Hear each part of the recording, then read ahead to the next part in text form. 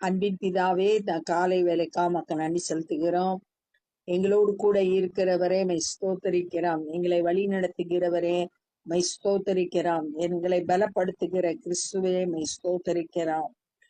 தேவனை நோக்கி என் ஆத்மா அமர்ந்திருக்கிறது, அவராலே என் ரட்சிப்பு வரும் என்று சங்கீதக்காரன் சொல்லுகிறது போல நாங்க எப்பொழுதும் உம்மை நோக்கி அமர்ந்திருக்க ஆண்டவரே உம்மிடத்திலிருந்து ரட்சிப்பை பெற்றுக்கொள்ள கிருபை செய்யுங்க. இந்த நாளின் வேத தியானத்தை எங்களுக்கு ஆசீர்வதித்து தாங்க. நேசிக்கிற இயேசு கிறிஸ்துவின் இனிய நாமத்தில் கேட்கிறோம் பிதாவே, ஆமென். 2 ராஜாக்கள் 10வது அதிகாரம் 19வது வசனம். இப்பொழுதும் பாகாலின் சகல தீர்க்கதரிசிகளையும் அவனுடைய சகல பணிவிடைக்காரரையும் அவனுடைய சகல ஆசாரியரையும் என்னிடத்தில் அழைப்பீங்கள். யெகூ இப்ப அடுத்த என்ன செய்யறான்னா, முதல்ல ஆகாபோட குடும்பத்தினரை முழுவதுமா அழித்து போட்டான். இப்ப அடுத்ததாக பாகாலோட சம்பந்தப்பட்ட அத்தனை பேரையும் கூப்பிடுறான். தீர்க்கதரிசி, பாகாலுக்கு பணிவிடை செய்யறவங்க, பாகாலோட ஆசாரியர்கள், எல்லாரையும் கூப்பிடுறான். ஒருவனும் குறையலாகாது, ஒருத்தர் கூட தவறக்கூடாது, எல்லாரும் வந்துடணும். நான் பாகாலுக்கு பெரிய பலியிட போகிறேன், வராதவன் எவனோ அவன் உயிரோடு இருப்பதில்லை என்றான். பாகாலின் பணிவிடைக்காரரை அழிக்கும்படி யெகூ இதை தந்திரமாய் செய்தான். அவங்களுக்கு சப்போர்ட்டா இருக்கிற மாதிரி நடிச்சு தந்திரமா அவங்களை எல்லாம் ஒரே இடத்துல கூட்டி சேர்க்கிறதுக்கு ஏற்பாடு பண்றான். பாகாலுக்கு பண்டிகையின் ஆசரிப்பை கூறுங்கள் என்று யெகூ சொன்னான். அப்படியே கூறினார்கள். யெகூ ராஜாவா இருக்கிறதுனால, இஸ்ரவேலினோட ராஜாவா இருக்கிறதுனால பண்டிகையை பாகாலுக்கு ஆசரிக்கணும்னு சொன்ன உடனே அதை எல்லாருக்கும் சொல்றாங்க.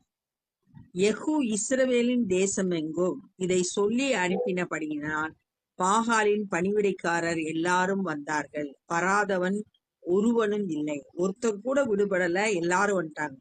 அவர்கள் பாகாலின் கோயிலுக்குள் பிரவேசித்ததினால் பாகாலின் கோவில் நார்சாரியும் நிறைந்தது. ஃபுல்லா கோயில் முழுசும், பாகாலோட கோயில் முழுசும் நிறைஞ்சிருக்கு. அப்பொழுது அவன் வஸ்திர சாலை விசாரிப்புக்காரனை நோக்கி, பாகாலின் பணிவிடைக்காரர் எல்லாம் வஸ்திரங்களை எடுத்துக்கொண்டு வா என்றான். அவர்களுக்கு வஸ்திரங்களை எடுத்துக்கொண்டு வந்தான். அவனுக்கு பாகாலுக்கு பணி செய்யறவங்களுக்கு போட வேண்டிய வஸ்திரத்தை எல்லாம் எடுத்துட்டு வர சொல்றான். இப்ப அந்த வஸ்திரங்கள் எல்லாம் கொண்டு வந்து கொடுத்துட்டாங்க. பின்பு யெகூ ரேகாபின் குமாரனாகிய யோனதாபோடு கூட பாகாலின் கோவிலுக்குள் பிரவேசித்து, இந்த அதிகாரத்துல 15வது வசனத்துல யோனதாபோட யெகூ பேசி தன்னோடு இணைத்து கொண்டத அங்க நம்ம வாசித்தோம். இப்ப அந்த யோனதாப்பும் இந்த யெகூவோட கூட வர்றான். பாகாலின் பணிவிடைக்காரரை நோக்கி, பாகாலின் ஊழியக்காரரே அல்லாமல் கர்த்தரின் ஊழியக்காரரில் ஒருவனும் இங்கே உங்களோடு இராதபடிக்கு திட்டமாய் பாருங்கள் என்றான். எந்த ஒரு கர்த்தருடைய ஊழியக்காரரும் உள்ள நுழைஞ்சிடக்கூடாது, பாகாலோட ஊழியக்காரங்க மட்டும்தான் இருக்கணும் அப்படின்றதுல ரொம்ப கவனம் செலுத்துறான் யெகூ. அவர்கள் பலிகளையும் சர்வாங்க தகனங்களையும் செலுத்த உட்பிரவேசித்த பின்பு, எப்படி கர்த்தருக்கு பலி செலுத்துவாங்களோ அதே மாதிரி இப்ப பாகாலுக்கு அவங்க பலி செலுத்துறாங்க. பலி செலுத்துறதுக்கு உள்ள போறாங்க. பின்பு யெகூ வெளியிலே 80 பேரை தனக்கு ஆயத்தமாக வைத்து, வெளிய அவங்க பலி செலுத்த கோயிலுக்குள்ள போன பிறகு வெளியே 80 பேரை ஆயத்தப்படுத்துறான் யெகூ. நான் உங்கள் கையில் ஒப்புவிக்கிற மனுஷரில் ஒருவனையும் எவன் தப்ப விடுகிறானோ அவனுடைய ஜீவனுக்கு பதிலாக அவனை தப்ப விட்டவனுடைய ஜீவன் ஈடாயிருக்கும் என்றான். அந்த வெளியே இருக்கிறவங்களுக்கு என்ன கட்டளை கொடுக்குறான்னா, ஒருத்தனை தப்பு வச்சேன்னா அவனுக்கு பதிலா நீ சாகணும் அப்படின்னா அவன் கட்டாயம் ரொம்ப கவனமா இருப்பான். தன்னுடைய உயிர் போயிரும் அப்படின்றதுனால ரொம்ப கவனமா இருப்பான். அதனால ஒருத்தரையும் தப்ப விடக்கூடாது. சர்வாங்க தகன பலியிட்டு தீர்ந்த போது உள்ள பாகாலுக்கு சர்வாங்க தகன பலி செலுத்தி முடிச்ச போது யெகூ சேவகரையும் சேர்வைக்காரரையும் நோக்கி, உள்ளே போய் அவர்களை வெட்டி போடுங்கள், ஒருவரையும் வெளியே விட வேண்டாம் என்றான். ஒருத்தர் கூட தப்பிச்சு வெளியே வரக்கூடாது, எல்லாத்தையும் கோயிலுக்குள்ளேயே வெட்டி போட்டுரு. அப்படியே பட்டய கருக்கினால் சேவகரும் சேவைக்காரரும் அவர்களை வெட்டி எறிந்து போட்டு பாகால் கோவிலை சேர்ந்த ஸ்தலம் எங்கும் போய் பாகால் கோவில் விக்கிரகங்களை வெளியே எடுத்து வந்து அவைகளை தீ கொளுத்தேன். அந்த தீர்க்கதரிசி, ஆசாரியர்கள், பணிவிடைக்காரர்கள் எல்லாரையும் கொண்டு போட்ட பிறகு அந்த பாகாலோட விக்கிரகத்தெல்லாம் எடுத்துட்டு வந்து தீ கொளுத்துறான். பாகாலின் சிலைகளை தகர்த்து பாகாலின் கோயில்களை இடித்து அதை இந்நாள் வரைக்கும் இருக்கிறது போல மலஜலாதி இடம் ஆக்கினான். அந்த இடத்தை ஒண்ணுமில்லாம ஆக்கிட்டான். சிலைகள் எல்லாம் தகர்த்து போட்டான். பாகாலுக்கு சம்பந்தப்பட்ட எதுவுமே இல்லாதபடிக்கு எல்லா கோயிலை இடிச்சிட்டான். சிலைகளை தகர்த்து போட்டான். அந்த இடத்தையே வீணான இடமா ஆக்கிட்டான். இப்படியே யெகூ பாகாலை இஸ்ரவேலில் இராதபடிக்கு அழித்து போட்டான். ஒன்னும் பாகால் சம்பந்தப்பட்டது எதுவுமே இஸ்ரவேல் தேசத்துல இல்லாம இருக்கும்படியா ஒரு சுத்திகரிப்ப இஸ்ரவேல் தேசம் எங்கும் செய்தான். ஆனாலும் பெத்தேலிலும் தானிலும் வைத்த பொற்கன்று குட்டியினால் இஸ்ரவேலை பாவம் செய்ய பண்ணின நேபாத்தின் குமாரனாகிய யெரொபெயாமின் பாவங்களை யெகூ விட்டு விலகவில்லை. பாகாலம் முற்றும் அகற்றிட்டான். ஆனா யெரொபெயாம் நிறுத்திய பொன் கன்று குட்டிய விட்டு விலகல. 1 ராஜாக்கள் 12வது அதிகாரம் 25 இருந்து 33 வரைக்கும் உள்ள பகுதியில யெரொபெயாம் 10 கோத்திரத்துக்கு ராஜாவாகும் போது எங்க இஸ்ரவேல் மக்கள் தன்னை விட்டுட்டு யூதா தேசத்துக்கு போயிருவாங்களோ அப்படின்ற பயத்துல பெத்தேல்லையும் தானிலையும் பொன் கன்று குட்டிய செய்து ஜனங்களை வழிபட வைத்தான். ஜனங்களை கர்த்தரை விட்டு விலகிறதுக்கு செய்தான். பாவம் செய்ய பண்ணினான். கர்த்தரை மறந்து பொன் கன்று குட்டிய வணங்கக்கூடிய பாவத்தை செய்ய வைத்தான். அந்த பாவத்தை மட்டும் இந்த யெகூ விட்டு விலகல. அவன் பொன் கன்று குட்டிய எடுக்கல, அப்படியே வச்சுட்டான். கர்த்தர் யெகூவை நோக்கி, என் பார்வைக்கு செம்மையானதை நீ நன்றாய் செய்து. ஆண்டவர் முதல்ல அவனை பாராட்டுறாரு. நீ என்னோட பார்வைக்கு சரியானதை செய்த. ஆண்டவரோட கட்டளை யெகூக்கு என்னன்னா, ஆகாப்போட குடும்பத்தை முழுவதுமா அழித்து போடணும் அப்படின்றதுதான். அதை சரியா செய்து முடிச்ச யெகூவை பாராட்டுறார். என் இருதயத்தில் இருந்தபடியெல்லாம் ஆகாப்பின் குடும்பத்துக்கு செய்தபடியால் ஆண்டவரோட இருதயத்தை அறிந்து செயல்பட்ட யெகூவை பார்க்கிறோம்.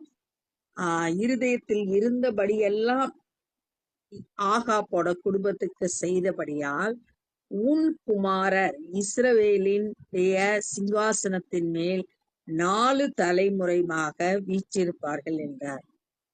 அதுக்குரிய ரிவார்ட பரிசா ஆண்டவர் கொடுக்கிறார். என்ன கொடுக்கிறார்னா, உன் சந்ததி 4 தலைமுறை மட்டும் இஸ்ரவேலை ஆளுவாங்க அப்படின்ற ஆசீர்வாதத்தை கர்த்தர் கொடுக்கிறாரு. ஆனாலும் யெகூ இஸ்ரவேலின் தேவனாகிய கர்த்தரின் நியாய பிரமாணத்தின்படி தன் முழு இருதயத்தோடும் நடக்க கவலைப்படவில்லை. ஆனா யெகூ தன்னோட முழு இருதயத்தோடு நியாய பிரமாணத்துல சொல்றபடியெல்லாம் நடக்கணும் அப்படின்ற கவலை அவனுக்குள்ள இல்ல. நிர்விசாரமா அசால்ட்டா அத பத்தி கேரே பண்ணாம இருந்தான். இஸ்ரவேலை பாவம் செய்ய பண்ணின யெரொபெயாமின் பாவங்களை விட்டு அவன் விலகவும் இல்லை. அந்த பொன் கன்றுக்குட்டியை வழிபடுற அந்த பாவத்தை விட்டு விலகல. அந்நாள் முதல் கர்த்தர் இஸ்ரவேலை குறைந்து போக பண்ணினார். முழு மனதோடு கர்த்தரை சேவிக்காதனால கர்த்தர் அவங்கள குறைய பண்ணினார், குறைந்து போக பண்ணினார்.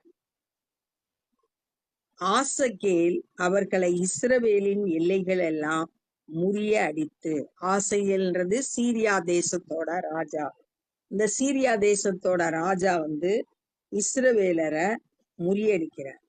எப்பெல்லாம் இஸ்ரவேல் மக்கள் பாவம் செய்து கர்த்தரை விட்டு வழி விலகி செல்றாங்களோ அப்பெல்லாம் ஏதாவது ஒரு ஜாதியார்கிட்ட அடிமைப்படுவாங்க. அது மாதிரி இங்க சீரியரை இவங்களை முறியடிக்கிறாங்க. யோர்தான் துவங்கி கிழக்கே உள்ள அர்னோன் நதிக்கு சமீபமான ஆரோவேர் முதற்கொண்டு கீலேயாத்திலும் பாசானிலும் உள்ள காதியர், ரூபீனியர், மனாசேயர், காத்து சந்ததி, ரூபன் சந்ததி, மனாசேயனுடைய சந்ததி, அவங்க எல்லாம் இவர்களுடைய தேசமாகிய கீலேயாத்து முழுவதையும் முறியடித்தார். சீரியாவின் ராஜாவாகிய ஆசகேல் கீலேயாத்தையும் பாசானையும் முறியடித்து தனக்கு சொந்தமாக்கி கொண்டார். யெகூவின் மற்ற வர்த்தமானங்களும் அவன் செய்தவை யாவும் அவனுடைய எல்லா வல்லமையும் இஸ்ரவேலின் ராஜாக்களின் நாளாகம புஸ்தகத்தில் அல்லவோ எழுதியிருக்கிறது. யெகூ இஸ்ரவேல் தேசத்து ராஜாவா இருந்ததுனால அவர்களுக்குரிய நாளாகம புஸ்தகத்துல அவனை பத்தி எழுதியிருந்தது. யெகூ தன் பிதாக்களோடு நித்திரை அடைந்த பின் அவனை சமாரியாவில் அடக்கம் பண்ணினார்கள். அவன் ஸ்தானத்தில் அவன் குமாரனாகிய யோவாகாஸ் ராஜாவானார். யெகூ சமாரியாவிலே இஸ்ரவேலின் மேல் ராஜபாரம் பண்ணின வருஷம் 28 வருஷம். 28 வருஷம் இஸ்ரவேல் தேசத்தோட ராஜாவா யெகூ இருந்தா அப்படின்றத பாக்குறோம். அப்ப இந்த நாள்ல என்ன கற்றுக்கொண்டோம்னா, யெகூ பாகாலோட தீர்க்கதரிசி, பணிவிடைக்காரர், ஆசாரியர்கள் எல்லாரையும் கூப்பிட்டு நான் பாகாலுக்கு பலியிட போறேன் எல்லாரும் வாங்கன்னு கூப்பிட்டா, ஒருத்தர் கூட தப்ப கூடாது, எல்லாரும் வரணும்னு சொன்னா. அதே மாதிரி எல்லாரும் வந்தாங்க. வஸ்திரங்கள் எல்லாம் அவங்கள போட்டுக்கிட சொன்னா. அவங்க எல்லாம் போய் பலி செலுத்த உள்ள போறப்ப இவன் வெளிய ஒரு 80 பேரை ரெடி பண்ணி வச்சிருந்தான். நான் சொல்றப்ப படி செய்யணும், ஒருத்தரையும் தப்ப விடக்கூடாது, தப்ப விட்டேன்னா அவனுக்கு பதிலா உன்னுடைய உயிரை எடுத்துருவேன் அப்படின்னு சொல்லிட்டு சொன்னதுனால ரொம்ப கவனமா இருந்தாங்க. அதுக்கப்புறம் அவங்க பலி செலுத்தி முடிச்ச உடனே யெகூ சேவகர்களையும் சேர்வைக்காரர்களையும் உள்ள போய் எல்லாத்தையும் வெட்டி போடுங்கன்னு சொன்னாங்க. அது மாதிரி எல்லாத்தையும் வெட்டி போட்டாங்க. பாகாலோட கோயில்ல இருக்கிற விக்கிரகத்தை எல்லாம் எடுத்துட்டு தீ கொளுத்தி சிலைகள் எல்லாம் உடைச்சு போட்டு கோவில் எல்லாம் இடிச்சு போட்டு பாகால் சம்பந்தப்பட்டது எதுவுமே இஸ்ரவேல் தேசத்துல இராதபடி அழித்து போட்டான். கர்த்தருடைய இருதயத்துல இருந்ததெல்லாம் நிறைவேற்றினா. ஆனா யெரொபெயாம் வைத்த பொன் கன்று குட்டிகளை, பெத்தேலும் தானிலும் வைத்த பொன் கன்று குட்டிய விலக்கல, முழுவதும் இருதயத்தோடு நியாயப்பிரமாணத்தை கை கொள்ள கவலைப்படல. அதனால கர்த்தர் இஸ்ரவேல் மக்களை குறைந்து போக பண்ணினார். சீரியர்களோட ராஜாவாகிய ஆசகேல் இஸ்ரவேலரை முறியடித்தான். இவங்க முழு இருதயத்தோடு கர்த்தரை சேவித்திருந்தா கர்த்தர் இவங்களை ஜெயம் எடுக்க பண்ணியிருப்பாரு. ஆனா இவங்க தோல்விய சந்திக்கிறாங்க. யெகூ மொத்தம் 28 வருஷம் இஸ்ரவேலரை ஆட்சி செய்து வந்தா.